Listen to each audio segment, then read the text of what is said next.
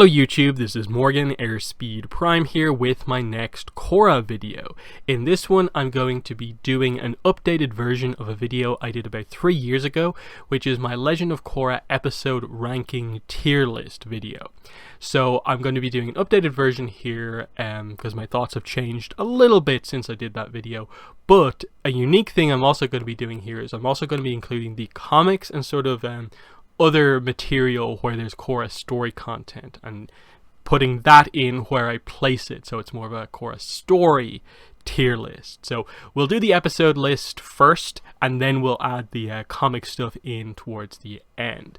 So that's what we're going to be doing here. So before we get into it fully, I just want to mention that once again I have activated YouTube channel membership on my channel. If you click the join button or the link in the description, you'll be taken to a screen that looks a little bit like this, and it'll tell you everything about what these tiers are offering. There's a €1 tier and a €5 tier. The €1 tier obviously is kind of just, a support the channel tier. You get access to these cool loyalty badges that will be in your name in comments and live streams, and there's some custom emojis that you can also use in the comments and in the live chat, because I will be doing some live streams coming up soon. I'm just working out a few things first. So check out the join button there and it'll tell you all about the different perks that are offered at the two tiers, but I just wanted to let you guys know about that. And let's jump into the video. So we'll start off with the tiers that I'm going to be using. So I use 6 tiers here. They're a little bit different than I used in the previous video. I used, I think, A to F first of all, and I named them a little bit differently. I probably over-explained them and made it come across that maybe if I'm placing something in one of the low tiers, I rate the episode like really, really low, when no. In general, I think Korra and Avatar both are super high quality series, and even a low ranked episode I rate quite highly in comparison to other series. So I adjusted the tiers slightly to get across more the general opinion that like I really like Korra and I rate a lot of the episodes high. But the tiers are here to make the overall list easier to do, because we're dealing with 52 episodes, 52 entries on a list. You have to split it up to make it easier to put the list together. So we have the S tier is the highest tier. These are sort of near perfect, the best of the best episodes. The A tier are excellent episodes. The B tier is very good episodes. C tier is just good. D tier is average, and E tier is below average. So as you'd expect, the lower tiers won't be used as much, but there will be some stuff in them, because again, I'm acknowledging Korra and Avatar are in general really high quality, so you expect most of the episodes to be in the A-B range for the most part, but there'll be a few that drop into the lower tiers as we'll see. So how did I actually go about making the list? The first thing I did was I just went through the list of all the episodes of Korra and placed each of those episodes into one of the tiers. I then ranked the episodes in each individual tier in order, and then when you put the tiers together in order, that gives you your list. But the one challenge with this is obviously that you're probably going to end up with 1 or 2 tiers that have maybe 20-25 episodes in it. That's really difficult to order if you rate all those episodes quite closely together. So a tip that I use to fix that problem is that if you, within that tier where there's a lot of episodes, break it down by book, so make 4 separate lists out of that one list and order it that way, because I think it's easier to order each episode, the episodes in each book, rather than comparing across books. That way you end up with 4 ordered lists, and then you know that your favorite episode in that tier has to be the top episode in book 1, 2, 3, or 4. So one of the top 4 from your 4 lists, and you just work from there, and it's a much easier way to do the list, where you're just comparing basically 4 episodes against each other and choosing which one you prefer. So that's a cool way to do it. But yeah, finally, some quick notes before I get into things, just because from the comments on the previous time I did the tier list, I got the sense that I needed to clarify some things just a little bit more. So this is my personal ranking of the episodes. I am not trying to say this is the objective order of episodes, just my personal order. I put the time and effort into making this list. If you disagree and feel you need to make a point, I expect it to be well reasoned if you are trying to change my mind. Put the same effort into your point as I put into my reasoning. I made this video. And by all means, ask if you would like more thoughts about a specific episode placement. This is just to basically present the idea that you just saying in the comments section that, like, I think you rated this episode too low doesn't mean a lot to me. Like, I can't really work with that unless you explain to me why that episode should be higher, why you feel my list maybe is a little bit wrong or something like that. You know, explain your points like I'm going to explain a lot of what's going on in my list. And then the other thing I saw was a few people on the previous rankings basically saying that, like, oh, on my list I only put episodes in like the A, B, and C tier, and I don't use the other half of the tiers. And it's kind of like, you're not really using this tier list correctly then. I get you want to be very positive about Avatar by only having episodes in the really top tiers and nothing in the sort of slightly negative tiers. But the whole point of the tier list is to create groups to help you put together a list that includes a lot of items. So sure, like, are you really saying that the episode that's the bottom of your C tier can't just drop into the D tier? Maybe the bottom 2, 3 drop in there just to help make it easier. And that's the thing here. If you, just by using all of these tiers, you're not saying that the stuff at the bottom is objectively bad. You are comparing episodes of Avatar and Korra to episodes of Avatar and Korra. You could acknowledge that they're all really high quality while still placing an episode low because it's low in comparison to other episodes of this incredible show. You could still be really positive while rating episodes in the low tiers.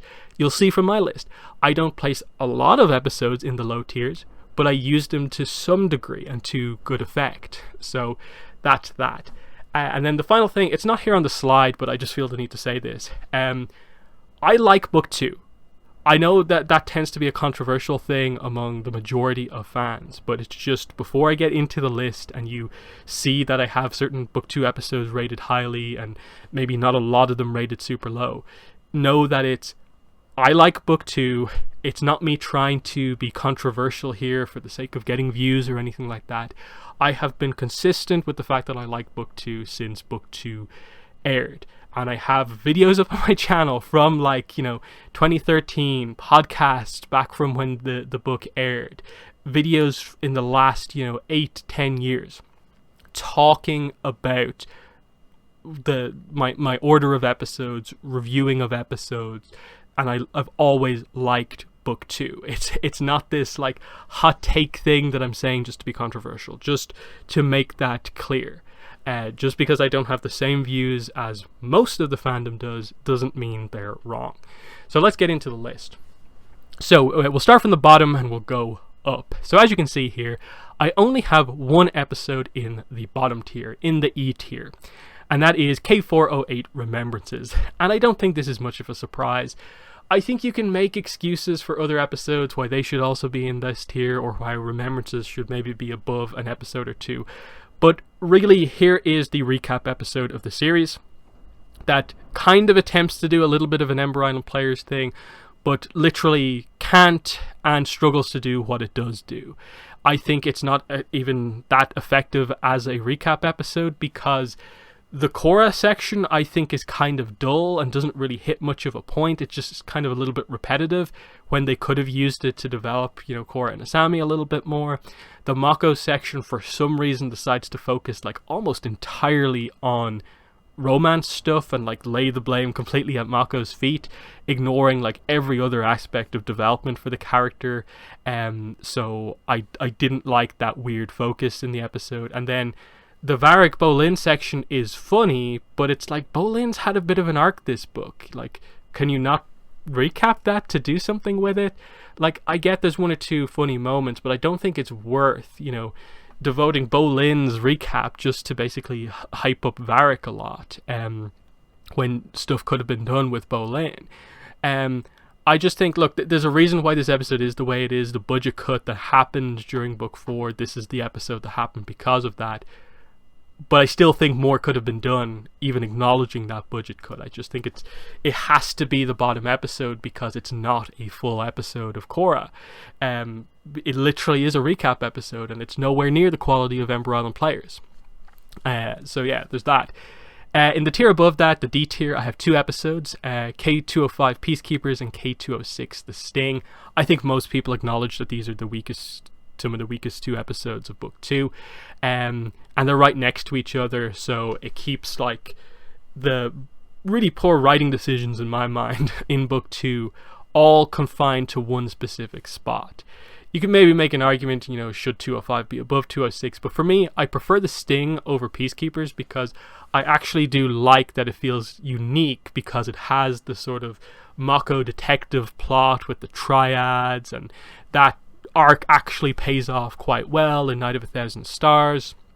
It's just unfortunate that these are the 2 episodes where a lot of the really bad romance writing happens, the like Mako Korra breakup, the Sammy and Mako get back together stuff, and it's just drama focused for the sake of being drama focused when it doesn't really need to be at this point. It's just really unfortunate, but the book has better episodes before this, and it immediately picks up following this with 207.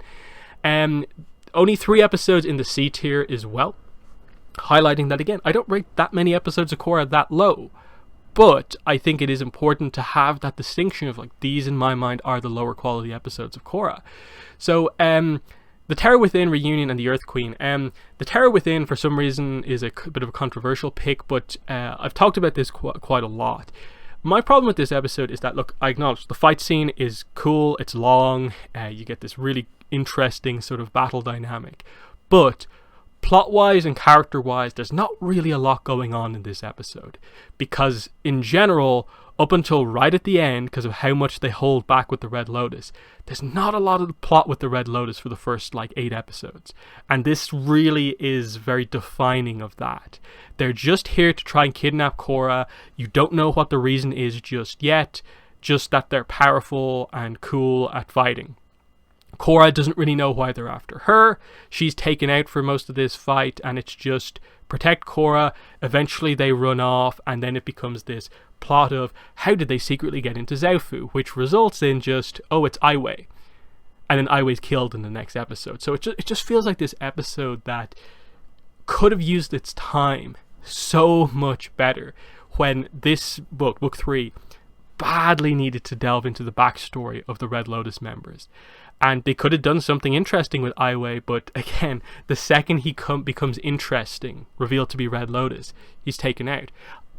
It's just, it's one of those frustrating episodes for me where it could have been amazing. And I know some people rate this episode quite highly, but for me, it's just nowhere near the top of the list.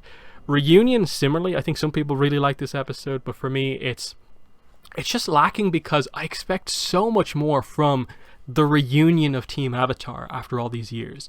And it's just not that interesting of an episode. There's a whole woo plot going on. The team gets to sort of fight together, but just, again, the kind of weird drama stuff going on because it's the really subtle setup for Korra Sammy, and it creates a bit of a weird dynamic with Mako, and it's just the final remnant of that drama between the team that I don't really like, when they could have really made this cool, the reunion of the team, this is going to be fantastic, and it's just okay. And that's really disappointing that I feel that way about the reunion episode.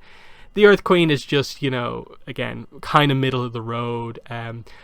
Book 3 tends to be a little bit all over the place. It has a lot of interesting side plots, but the side plots don't maybe flow together as well. And I always felt the 2 Earth Queen episodes are not the greatest side plots, even though I really like Kai as a character. It's probably just that the Earth Queen doesn't appeal to me that much. But yeah, that's that stuff. And we'll move up. So we move immediately into the B tier. And you can see this is where we get into a lot of the kind of how do I rate this episode against this episode when I rate it like really close to all the other episodes? So you have Spirit of Competition as like one of the lowest ranked book 1 episodes. I think most people agree with that. Some might rate it a little bit lower in the tiers as well, because this is where most of the romance drama is. For me, I think it's a very well written episode, and that book 1 overall is very underrated. And for me, even the weakest episode of book 1 deserves to be around here, because I think it deals with pretty much all of the romance drama within this episode. It brings it up, it focuses on it, and for the most part deals with it in that there's only like a handful of scenes in individual episodes after this that actually focus on the drama. And like I've already explained, I think the drama in book 2 is actually much worse than the romance stuff in book 1. So I like this episode because the pro-bending stuff is good, and how that dynamic plays into the kind of personal dynamics in the team. That's really interesting to me. But I get why some people really don't like the romance at all, and some people don't like pro-bending. The Coronation, Enemy at the Gates, Kuvira's Gambit, to me just, they're kind of like a group of episodes where it really represents like, these are the episodes where if Kuvira was a little bit more well developed within book 4, these episodes would hit much harder for me. But as they are, you know, the really vague backstory around like, oh, this is why Kuvira left her like adoptive mother to become the Great Uniter, and like took her son away from her. It's just like they had a bit of a disagreement. Like it doesn't quite work for me. And similarly, like with Kuvira's Gambit, like it's so focused on the Kuvira-Baatar dynamic, but how much more would this have hit if we had seen backstory surrounding how those two actually came together as a couple? It's asking a little bit too much, and it's still really good and intense, but it could have been so much better. And I think that just is a lot of this stuff of like 3 and 5, they should have done more Kuvira development with regards to backstory early on, and then 11 would have benefited from that backstory. So I can't rate them super high, but they're not like so weak that they deserve to be much lower down. In Harm's Way, I think, is the better part of the sort of Earth Queen 2-parter. Kai gets to be in the spotlight quite a bit. Janora, I like that section as we kind of are still searching for the airbenders. This is the better of the two. Rebel Spirit is definitely one of the other weak episodes of book 2, but I rate it here rather than lower down because I still think there's some interesting stuff here. I like Unalaq's introduction, the dynamic with him and Tonraq, the introduction of Dark Spirit, and just the dynamics that they're going to explore this season I actually think are quite well done, but there are better book 2 episodes. Long Live the Queen might seem a little bit weird what it's doing all the way down here, but to me, I do think it's an episode that is mainly memorable because Zahir kills the Queen. The rest of the episode I don't think is like that great. The Asami chorus stuff in the desert with the captain and stuff like that, I think is just very middle of the road. Like they could have done so much more with that in terms of an interesting dynamic between Korra and Asami. As it is, the dialogue just feels so sort of by the numbers when it could have been an essential part of these two actually becoming a couple at the end of the series. Just again, a missed opportunity. The same with a lot of the build up to like Zahir meeting the Queen. It's just like you just about at this point have a sense for like, okay, this is what the Red Lotus are about, but they still spend an awful lot of time just focusing on these characters doing stuff, and it's not all that interesting until they're in action. So it's just another episode that kind of represents that. A Leaf in the Wind, again, the introduction stuff in Korra is actually really well done. Again, it's more on the pro-bending side. I like it, some people don't. If you don't like pro-bending, this is probably lower down for you. I do, so it's here. But yeah, I don't think there's too much to say there. We move up into the end of the B tier, which is Battle of Zaofu, Civil Wars Part 1, and Original Airbenders. Battle of Zaofu is an interesting episode. I like the intense action of that fight between Korra and Kuvira, and how you find out that Korra is not quite ready yet. Janora and Opal, have to save her. It's pretty cool. But again, this also has a lot of the lack of development in book 4 with Kuvira and Sue's relationship, and I think this is the episode where like Sue attempts to like assassinate Kuvira, and it's like, what are you doing? Like, she's your adoptive daughter. You have not set up what happened to justify how a mother would go to assassinate her daughter. That's just not here yet. You haven't done enough with that. And so stuff like that holds it back. but there is good enough parts of the episode to bring it up a bit. Civil Wars Part 1, I rate Civil Wars quite highly. I know some people won't. This is weaker than Part 2, but it still has some nice stuff in terms of the start of the whole Kaya, Bumi, Tenzin arc, Tenzin's own kids having a little bit of an arc, plus the actual, North versus South Water Tribe stuff, and Unalaq really coming into his own as a character. So, I think it's fine where it is here. Original Airbenders is just an interesting episode because it's Book 3 is kind of messy with its side plots, like I've talked about a little bit, and I think this episode kind of represents that a bit, in that I would have loved for this episode to have taken place like just as Opal arrives at the Air Temple. So she gets to be a part of what happens here. And it can go more or less exactly how it goes, just with Opal involved. I think she really needed it because she's one of the most fascinating characters in Book 3, newly introduced characters. And she gets such focus before she leaves for the temple. But then she just gets kind of lost when she actually arrives, and that the second you see her in the temple is like she's already captured. You don't see her doing any of the training when it was such an important thing for her to start the training. I'm just baffled that they didn't wait a little bit on this one and just do a little bit more before this one. I still think it's really good for what it is. The Sky Bison Poacher arc, Kai and Jinora getting some spotlight, Boomy getting some spotlight. Just the Airbender stuff after everything they did early on was needed. But it's also notable that this is where the plot sort of transitions in terms of like we have to be more Red Lotus at this point, so we can't really be Airbender focused for a while, and it's just the messy Book 3 plot stuff in the middle. And then we move into the A tier from there, and we have the likes of the Metal Clan after all these years, Rebirth, and Stakeout towards the bottom of the A tier. Again, Metal Clan, really good introduction of Zaofu. It's good, but it maybe doesn't have the standout scenes. After all these years, really good introduction into Book 4. The intrigue as to where's Korra, what's going on. The ending is just brilliant to set up 402. Rebirth, I think, is one of the most fun early Book 3 episodes because it's so great to just see Tenzin interacting with other airbenders, how excited he is, the plans they come up with to try and get them on board to do the training. I think it's just really fun, and you have the introduction of the Red Lotus in the background is always fun. The Stakeout is one of those ones where like I rate it highly because it's an essential scene between Korra and Zahir to actually explain what the Red Lotus are about, but they needed more than just that one dialogue back and forth to explain them. This probably should have been a bigger episode that maybe went into some backstory. But as it is, it's solid, but not like absolutely brilliant. Otherwise, I think I would have rated this one higher. We move into the 24s to 31 range. Again, all A tier episodes, second highest tier here. So we're not really talking about a ton of negatives here.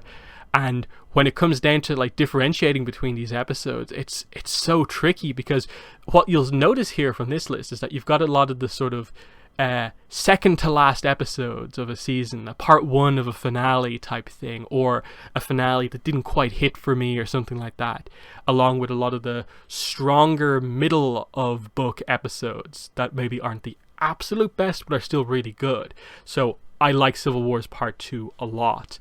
I want to make sure with 101 to acknowledge how good of an introduction episode this is, given the job that it had to do to introduce us to a new era, have it still feel like Avatar, but be unique to Korra's era, to introduce us to a new Avatar and for us to care about them after how much we cared about Aang.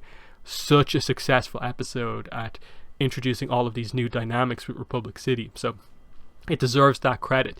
The Voice in the Night is a fantastic Korra character piece episode, needs to be acknowledged. It's so good, and that's the thing, I'm talking about an episode that is in the bottom half of my episode list. Again, 52, so 26 and up is the top half, and I'm going crazy about some of these episodes that are actually in the bottom half of the list. That gives you a sense for how high the quality for me is with these episodes. And the winner is the mid-season finale of Book 1. Again, fantastic, Some people may not rate it too highly because of the pro bending stuff, but again, they transition the pro bending stuff into actual action. Amon's attack on the arena is brilliant. The fight at the arena at the end is wonderful. I really like that fight. And then you get into a lot of the sort of finale type stuff. Night of 1,000 Stars, massive, impressive Bolin episode. He becomes a star on screen and off. Mako is finally proven correct with his suspicion of Varric. It all works really, really well for me.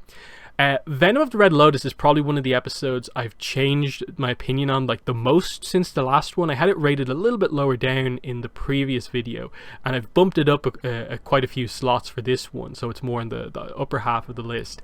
It's still not my favorite finale, and I definitely don't rate it as highly as other people do, but I do realize I probably underrated it in the previous video. The reason for that is that I think for some people the fight between Zahir and Korra at the end is Aang Ozai like 2.0. For me it's not, and I don't really rate the choreography too highly because I don't think Zahir's fighting style is flashy enough in a way. Flight is surprisingly boring as a visual ability in action. Korra is doing the Avatar state stuff, charging into Zahir, he's just dodging and slamming her into walls, and the fight to me is just a little bit repetitive in terms of what it's trying to do. It gets its point across that it's highlighting that Korra is at risk even though she's in the Avatar state. And some of where they go towards the end is fantastic, with the airbenders ultimately defeating Zahir, and Janora's tattoo ceremony at the end, how impactful it is that Korra is injured at the end. But it's always to me been more of a setup for the book 4 stuff, and that arc for Korra as a character playing on from there. In that Korra's character arc stuff is what I really, really value highly. And that's book 4, rather than the development happening in book 3. She makes a sacrifice here, and that's notable, but it's the Korra alone type stuff that's where the real, I think, intensity comes from. Again, there's great action and stuff like that in here, but it doesn't quite hit as much as some of the other book 3 episodes to me.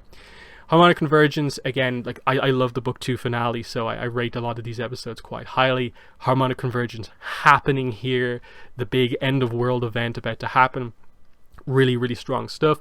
Day of the Colossus, the main thing I'll say about this is just we really get to see some big bending action because we can just throw everything at this mech because it's borderline invincible, and it's great to see all the benders just go all out as powerful as they can with their abilities. We move into the 16 to 23 tier. Again, we're still in A, so there's a lot of A ranked episodes here. These were so tough to place because again they're all relatively close together, but we have the premiere for book 3, the guide, the ultimatum, Operation Beifong, Enter the Void, Endgame, the Aftermath, and the Revelation. Again, I really think a lot of people sleep on book 1 and how good so many of those episodes are. So that's why I have the Revelation, the Aftermath, and Endgame rated quite highly. Endgame, surprisingly, I think is one of the weaker book 1 episodes because the lack of explanation for Amon's powers within the body of the show, I think, takes that down. Otherwise, Endgame, I think, would actually be higher up. It could have been an S rank episode, but it's just taken down a little bit by that lack of explanation. A Breath of Fresh Air, I think, is actually a really fun start. Korra being banished from the city, making her big decision that I at this point I don't care about what Raiko says. I'm bringing the airbenders back. That just arc, the doll being a focus of that episode, was just really fun. As a breath of fresh air, as well as Zahir being introduced. So really strong start for book 3. The guide I rate quite highly as well because I just love so much of the spiritual stuff here. This is where Janora really further jumps into the spotlight as a character, and she's always been one of my favorites because of the arc they have her go on in book 2 and 3. And the guide, that's Janora. Janora is the guide, and so this gets to be a really standout episode for her of Kaya being the one to notice that she's actually one of the most spiritual people around, Tenzin having to be reasoned around to letting her be Korra's guide. I love this section of the book as we go into the spirit world next.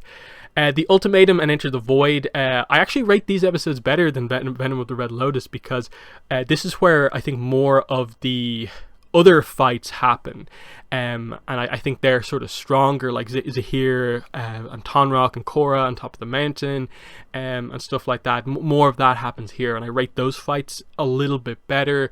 You get, I think, a little bit more into the character stuff on Korra's side of things, like about her making the sacrifice to go to this meeting and so on. So that's why these ones are slightly higher up here. Operation Beifong is really cool, you know, Bolin, Opal, all the Beifongs, and you bring up some interesting, like, Toph trivia. Again, some really amazing earth-bending, metal-bending action in this one. It's just a really cool, you know, it's an operation. It's a full, like, mission that takes place in the middle of Book 4. And it's a unique group of characters, and it all works well for me. The Aftermath is, like, Asami's best episode, but it's also just a really intense episode overall. The mystery element of Book 1 is something that wasn't really there in a lot of the other books, and the fact that they were able to continue that both with, like, Amon, but also with Hiroshi in this episode was really, really impressive how they were able to do it, and just really bring a lot of these characters into play. Like, the Asami moment of her making the decision to side with her friends over her father is huge, and I really like it. 103 is a very important early Book 1 episode to get across Amon as a character, the idea that he can take bending away. Bolin's sort of arc sort of starts here with him being unable to do anything against Amon up on stage. Again, really, really impressive stuff here early on. So that's that. Then we move into towards the top of the list here. So the last couple of A-rank episodes: The Southern Lights, The Last Stand, Old Wounds, and The Calling. So I think a lot of people who tend to not like Book 2 that much, I think they're maybe a little bit unfair on an episode like The Southern Lights. I get not liking maybe 101, even not liking the Civil Wars, but The Southern Lights and what it covers, it's the early Book 2 episode that links most heavily into the later Book 2 episodes, because there's a lot of setup here. The whole light in the dark line comes from this episode. A lot of the idea of, like, Unalaq training Korra and how she's able to do what she's able to do at the end stems from what she learns in this episode, and I just love the dynamic, the trip out into the wilderness. You learn the backstory of Tonrock and Unalaq. I think it's really good, and also like a kind of cool hero moment to have in just the second episode, highlighting that Korra can be spiritual even though you've been told as of the first episode that she's not spiritual. Really cool stuff. The Book 4 finale is here. I've never rated this one like super highly, just because, you know, we don't get our, I think the up close bending battle is cool and it's well animated in the mech, but I would have loved to have seen a proper round 2 of these two just going at each other, having a just, you know, bending battle where they're able to do as much as possible. But I get the way it worked out. It's still dramatic, impactful. They sort of save Kavira's character right at the end with what they're able to do in the spirit world, and bring the show to, I think, a pretty solid conclusion with a lot of the emotional arcs they bring into play towards the end. So I rate it highly, but it's not quite S rank for me. Old Wounds is probably my highest rated Book 3 episode. This is, I think, just the character side of Book 3 at its strongest, in that it's kind of like the strength and weakness of Book 3 is that it's side plot style stuff. What it's able to do with certain characters is wonderful, but it's also a little bit messy, because you're just swapping from Airbender focus to Zhaofu focus to Red Lotus focus, and it just kind of circles around. But the backstory here with Lin and Sue and a little bit of Toph, what's happening in present day, the fact that they come to blows, the Opal arc in this, really, really good. And that's why I rate it pretty highly here, as we're in the top 15. The Calling is an episode I think I previously had S rank. I kind of swapped it around. I had, I think, Beyond the Wilds as like my top A rank episode, and Calling was S rank. I swapped these two around because I've rewatched these relatively recently. But two essential episodes for Korra's growth and recovery in Book 4. I tend to value, I think, the 409 just that little bit better, because this is, I think, Zahir at his best. It's not in book 3 that he's at his best, but it's this scene here in book 4. And Korra having to go to him, the person she's been afraid of, to gain the growth needed to fully complete her recovery, was so impactful. But that's to not disregard the calling, what it's able to do, because Iki, Milo, Jinora get the spotlight in this episode, given this mission: find Korra, bring her back, we need her.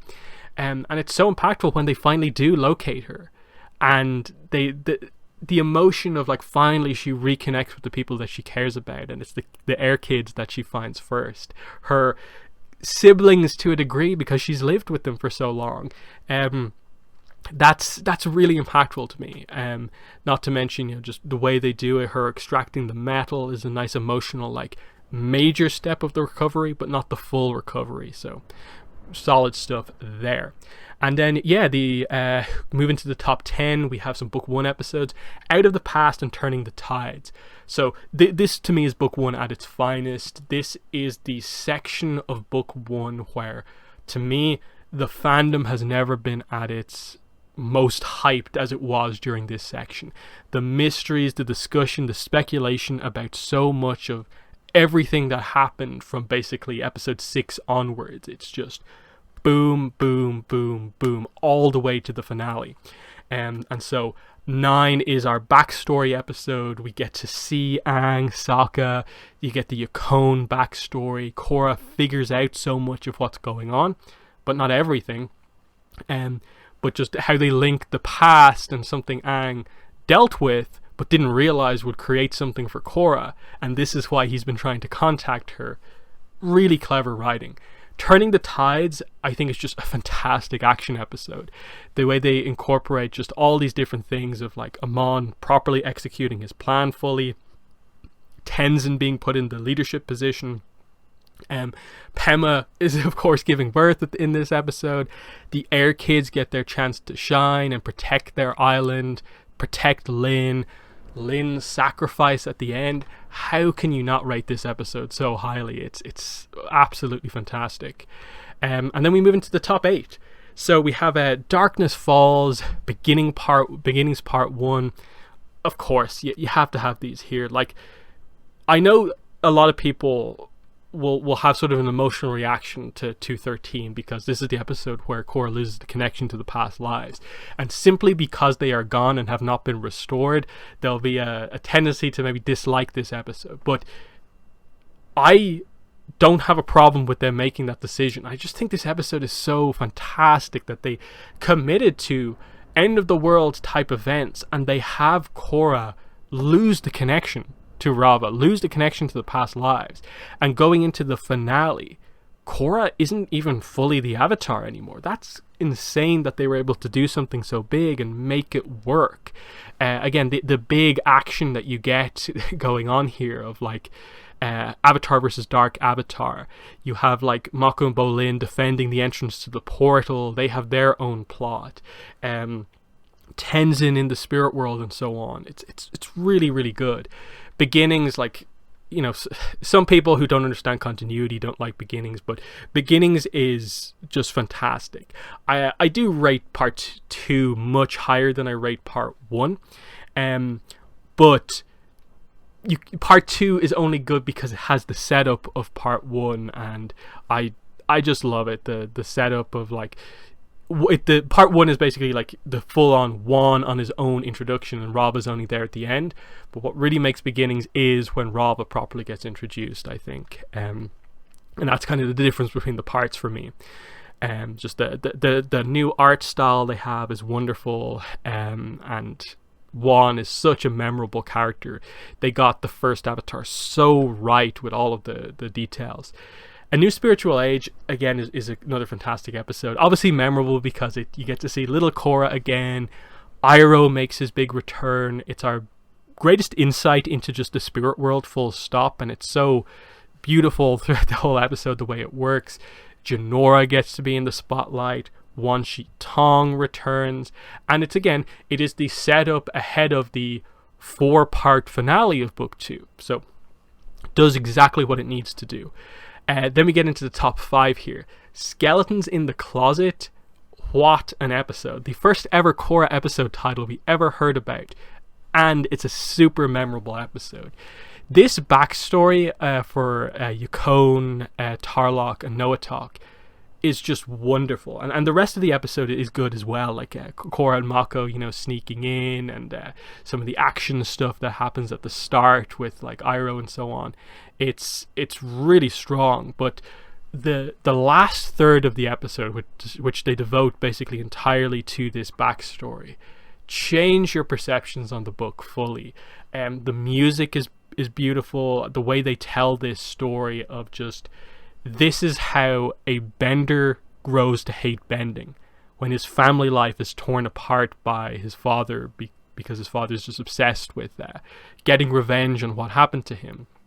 And it's just great development for Tarlok, and especially Amon Noatok, to explain all of this, but also insight into Yukon. It's just, this is what you can do with a solidly done backstory, how much it can improve your story. Really good stuff. K108, When Extremes Meet. Absolutely the best book 1 episode. Tarlok versus Korra, the episode, basically. I love the way they do this dynamic between these two, of they just grow to hate each other. He's been trying all season to get Korra on his task force. She's quit, and he kind of still wants her to rejoin it, but she doesn't. She has a team now and can do stuff on her own. And you just get them going at each other and getting completely under each other's skin, to the point where by the end they do hate each other because they've, in the media kind of, gotten one over on each other. And then Tarlok has all of the power from a political point of view, and captures all of Korra's friends. She goes to him to try and get them freed, and it results in a full-on bending fight between the two of them. And it's one of the best one-on-one bending fights that we've ever seen. Korra, gets hurt in this. The violence is ramped up. You can tell that the two hate each other, and Korra just goes for it, and you get to see just how powerful she is going up against him.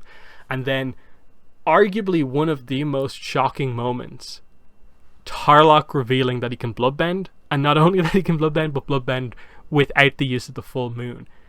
And a few episodes away from the end of the season, our hero is taken away off to the mountains by a character who's not even like the main villain. It's so incredible what they do in this episode. And that's why this whole run of episodes, 6, 7, 8, 9, 10, 11, 12 in book 1, that's why I rate them all so highly, because it's just, the plot flows together so well with all these mysteries. But we're into the top 3.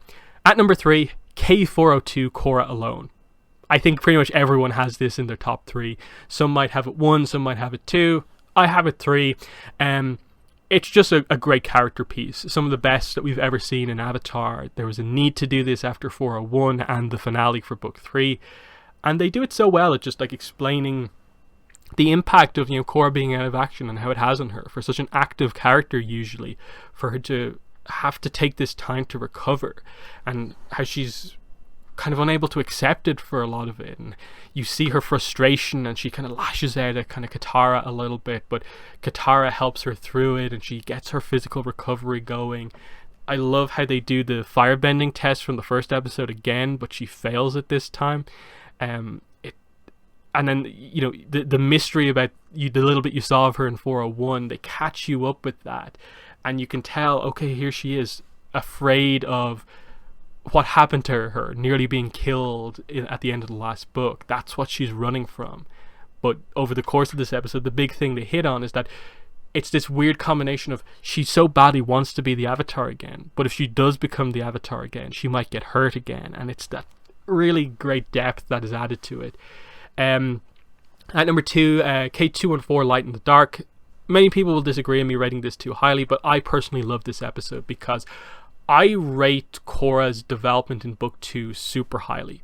I think this is her most substantial growth, in the sense that her recovery in book 4 is emotional and impactful, but she's already had her growth as a character from book 1 to the end of book 3. because of stuff that happens in book 2, and it comes to a head in this episode. Tenzin, after throughout this episode, kind of, you see this season, you see that there's only so much of a mentor he can be in some ways, especially a spiritual mentor. He couldn't be that to her. That was Jinora. But he can just be a general mentor to her, someone who cares for her, who's more experienced, and that's what he does for her here by like telling her about the Tree of Time and highlighting that your spirit is not Rava. You have your own spirit as well. You are powerful without just the powers that make up the Avatar. Why do you think Wan became the Avatar? It's because of who he was. That the Avatar sort of shaped around that. It's not that he got the powers and then became the person that the Avatar is. No, he was selfless before, and the powers gave him just the ability to make change. And Korra, having had the power and then losing it, she can still make those changes, and just the impact of the fact that she's able to connect to the cosmic energy and create, the spiritual protection of herself, powerful enough to face off against Unavatu.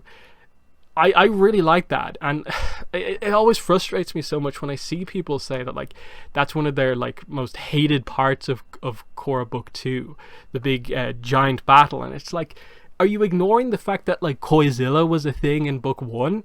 No one brings that up, and it's like, it's really weird that Korra's Book 2 ends in this big battle. Like, harmonic convergence, the battle for the fate of the world, light versus dark, like, really? You're weirded out by the fact that like it's big like this? I don't get it. But I love the character stuff, and then Korra's speech as well, that transitions us into Book 3, is wonderful and shows her growth across the first 2 books together.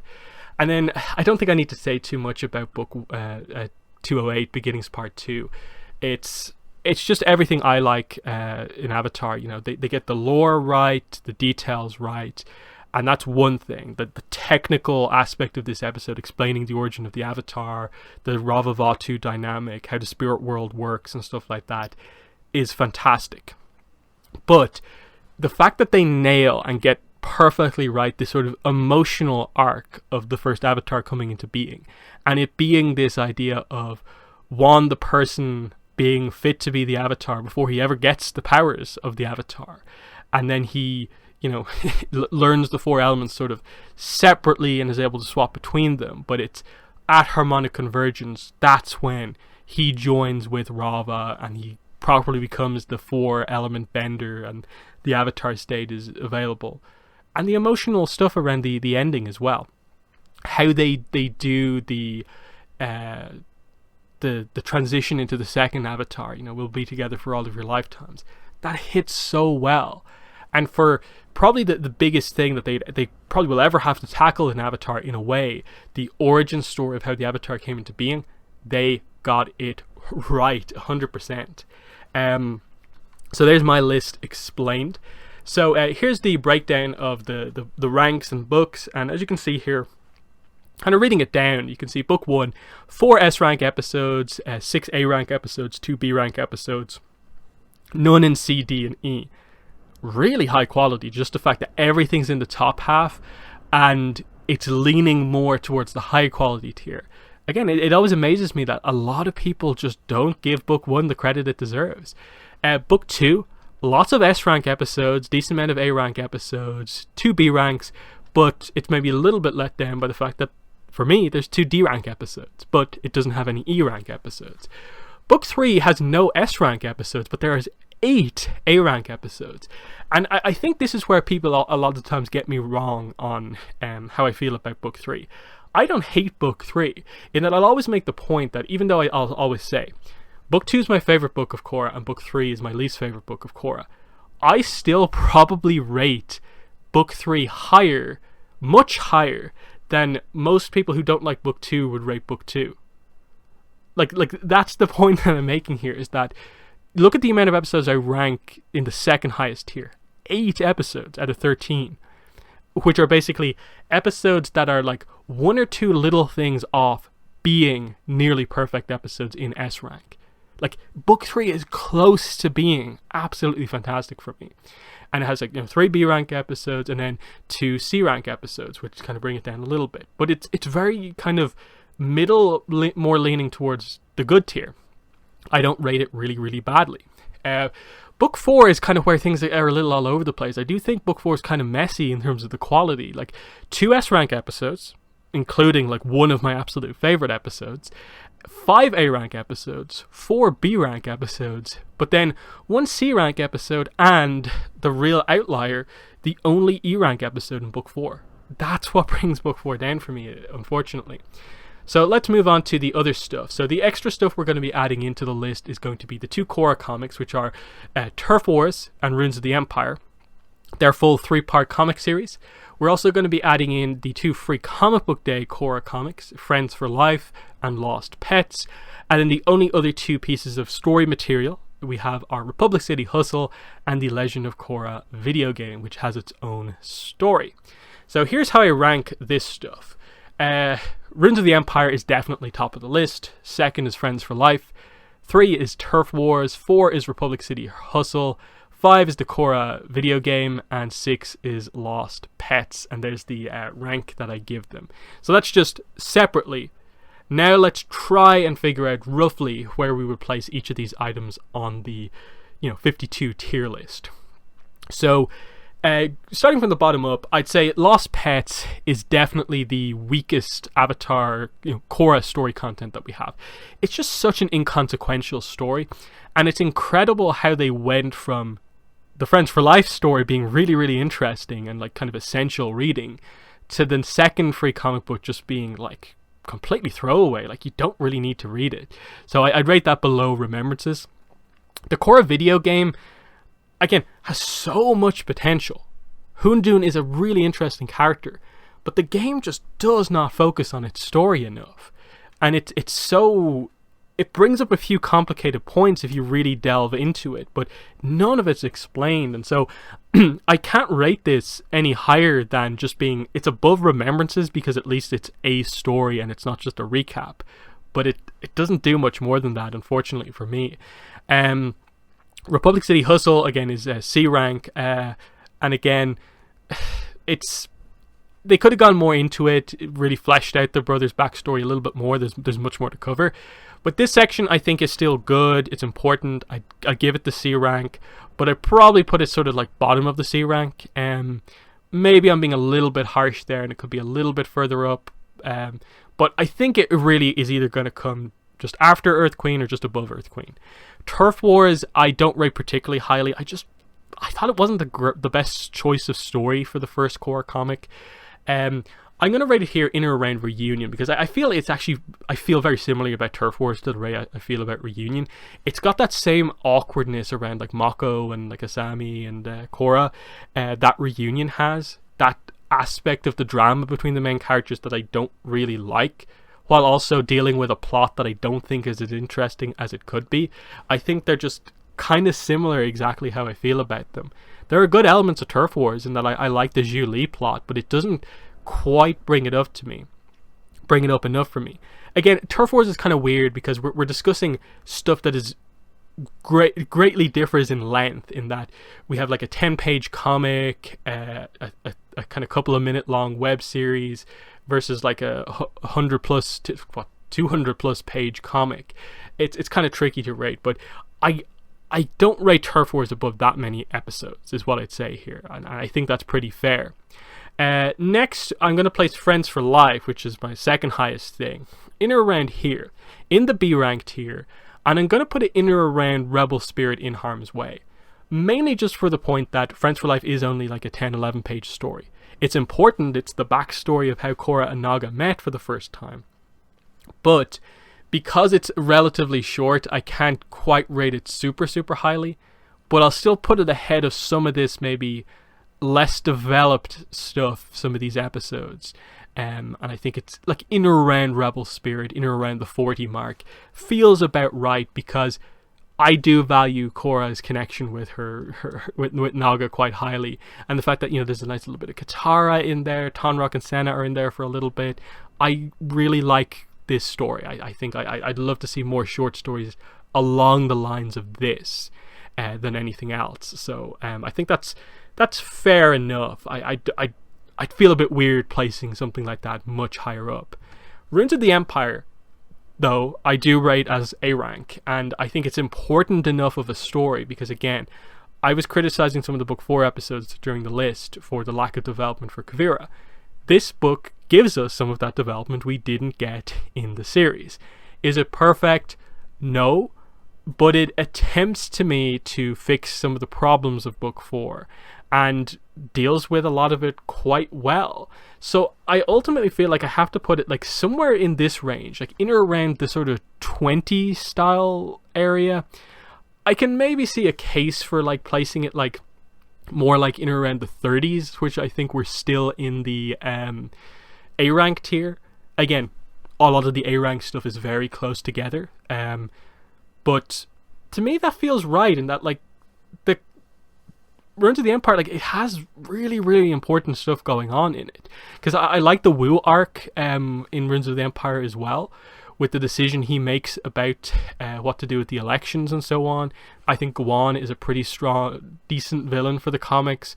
So it does a lot right, and the few problems I have with it are not so bad that I put it in a B rank. So I think this is roughly where I'd place it, somewhere in the kind of early 20s, I think. But yeah, there's my list where I'd place sort of everything in Korra story related. So the next big video you're going to see like this from me is going to be the Avatar version of this video. We'll rank all the Avatar episodes and also put the comics and the web comics in as well. So yeah, that's pretty much been the video. In the comments, let me know what your thoughts are. What were your thoughts on my list, where I placed everything? What are some of your favorite, and I suppose episodes to come to the bottom of your lists? But I'll just end by saying a big thank you to my Avatar tier channel members, Cash D's. So hopefully we'll see more people join as a channel member, and I'll see some more loyalty badges in the chat going forward. But that has been the video. Thanks for watching, and bye.